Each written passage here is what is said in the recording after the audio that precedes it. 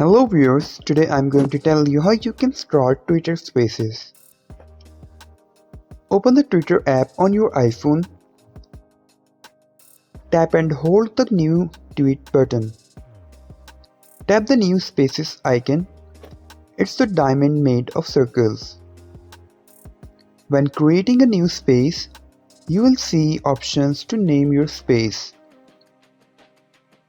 Tap Start Your Space. To schedule a space, tap Schedule for later. Choose a date and time you would like your space to go live.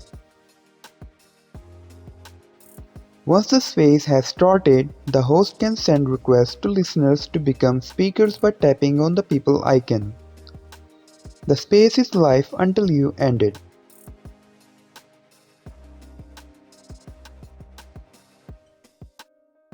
There is also a problem with this video, so ask about these comments any problem related to social media and internet. Let them know in the comments bar so that a video can be made on it. Please like this video and subscribe our channel and press icon for any updates and notifications. Thanks for watching.